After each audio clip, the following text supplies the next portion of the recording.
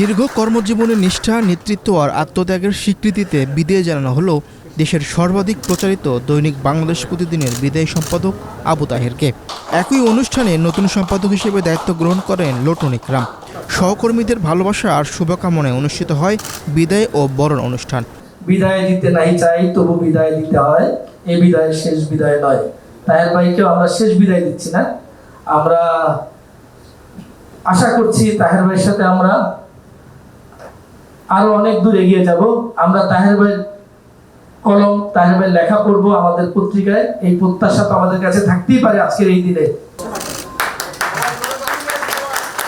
রোববার সন্ধ্যায় আয়োজিত অনুষ্ঠানে ফুলেল শ্রদ্ধা আর সম্মাননা ক্রেস্ট দিয়ে প্রবীণ সাংবাদিক আবু তাহেরকে বিদায় জানান সহকর্মীরা। বাংলাদেশ প্রতিদিনের ব্যবস্থাপনা সম্পাদক রুহুল আমিন রাসেলের সঞ্চালনায় অনুষ্ঠানে বিদায়ী সম্পাদকের নেতৃত্বে নিষ্ঠা, আন্তরিকতা ও নিরলস পরিশ্রমের কথা তুলে ধরেন ইস্ট ওয়েস্ট মিডিয়া গ্রুপের বিভিন্ন গণমাধ্যমের সম্পাদকরা।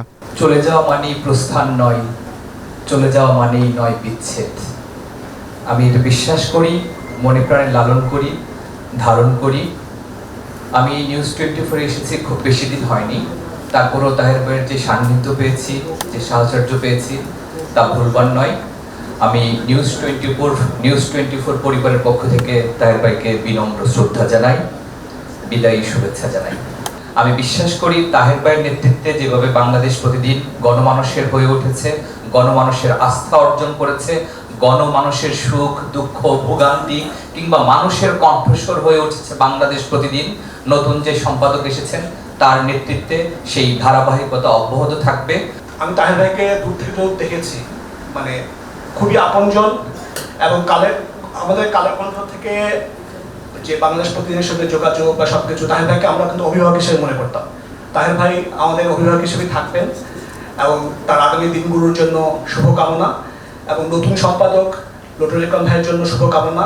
তার নেতৃত্বে বাংলাদেশ প্রতিদিন এগিয়ে যাবে এই প্রত্যাশা করছি। তাহের ভাইয়ের বিদায়টা আমার জন্য খুব কষ্টদায়ক, কিন্তু আমরা চাই যে উনি আমাদের সঙ্গে থাকবেন, যে কোনোভাবে থাকুক, যে ফরম্যাটেই থাকুক। তাহের ভাই আমাদের সঙ্গে আছে, থাকবেন, অভিভাবক হিসাবে থাকবেন আজীবন। ঢাকার সাংবাদিক জীবনে তাহের ভাই আমার অভিভাবক ছিলেন, আছেন এবং থাকবেন, এই প্রত্যাশা করে বাংলাদেশ প্রতিদিনের পথ চালাকে মসৃণ হোক, সুন্দর হোক, লটন ইকরাম ভাইয়ের হাত ধরে। এ সময় আবু তাহেরের অসাধারণ ব্যক্তিত্বের প্রশংসা করেন বাংলাদেশ প্রতিদিনের প্রকাশক ময়নাল হোসেন চৌধুরী। নতুন সম্পাদকের নেতৃত্বে বাংলাদেশ প্রতিদিনের অগ্রযাত্রা অব্যাহত থাকবে বলেও আশা প্রকাশ করেন তিনি।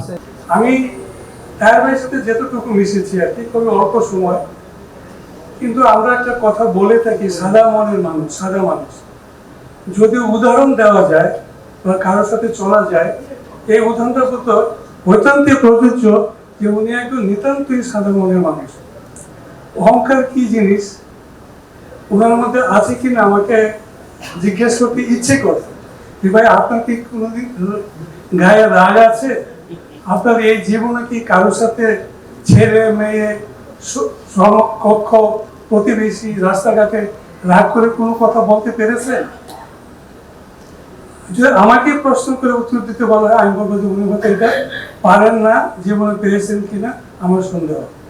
বাংলাদেশ প্রতিদিন দীর্ঘ এক যুগ দায়িত্ব পালনের স্মৃতিচারণ করেন বিদায়ী সম্পাদক আবু তাহের।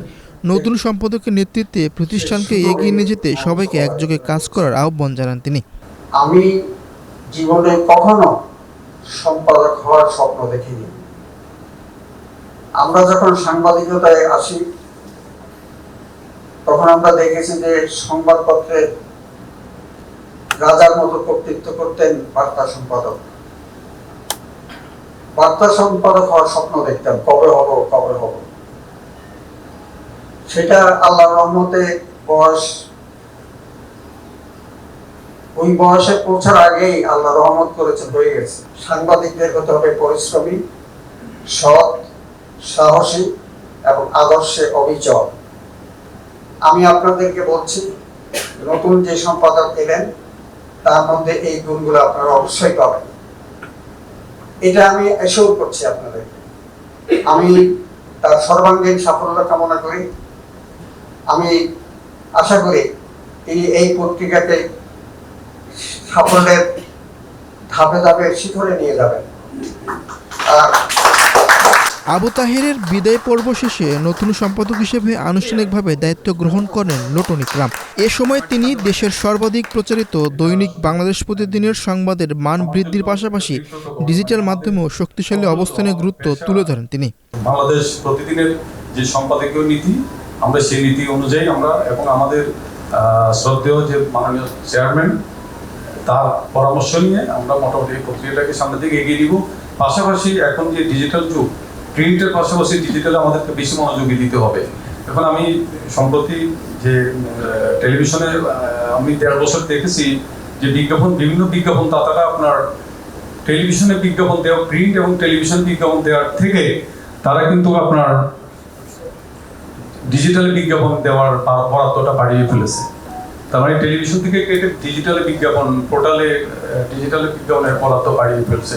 তো সেই জায়গাটায় যেহেতু বরাদ্দটা প্রিন্টে কমিয়ে ডিজিটালে নিয়ে গেছে বড় বড় বিজ্ঞাপন দাতারা, সেক্ষেত্রে আমাদের ডিজিটালটা এখানে যারা দায়িত্বে আছেন ডিজিটালের দিকে আমাদের মনোযোগী দিতে হবে। আমরা ডিজিটাল টিমটাকে শক্তিশালী করব এবং সেখানে যদি কোনো ঘাটতি থাকে সেই ঘাটতিটা দূর করব এবং ডিজিটাল বিভাগকে নিশ্চয় আমাদের ঢাকার রিপোর্টিং ডেস্ক এবং সারা দেশের প্রতিনিধি এবং বিদেশের প্রতিনিধি যারা আছে তাদেরও সহযোগিতা নিতে হবে।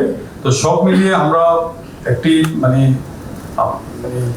সবাইকে নিয়ে সব সহকর্মীকে নিয়ে আমরা একটা যুদ্ধর মতো করে আমরা বাংলাদেশ প্রতিদিনের যে মানে সামনের যে লক্ষ্য সে লক্ষ্য অর্জন করবো এবং আমরা আশা করি পারবো। পরে বিদায়ী সম্পাদক আবু তাহের নতুন সম্পাদক লোটন ইকরামের কাছে দায়িত্ব হস্তান্তর করেন, যা বাংলাদেশের গণমাধ্যমে বিরল এক দৃষ্টান্ত। দায়িত্ব গ্রহণের পর বাংলাদেশ প্রতিদিনের সম্পাদক লোটন ইকরাম সহকর্মীদের সঙ্গে পুরো অফিস ঘুরে দেখেন। নতুন নেতৃত্বে বস্তুনিষ্ঠ ও দায়িত্বশীল সাংবাদিকতার ধারাবাহিকতায় বাংলাদেশ প্রতিদিন আরও এগিয়ে যাবে, এমনটাই প্রত্যাশা সবার। মীর হোসেন সরকার, বাংলাদেশ প্রতিদিন।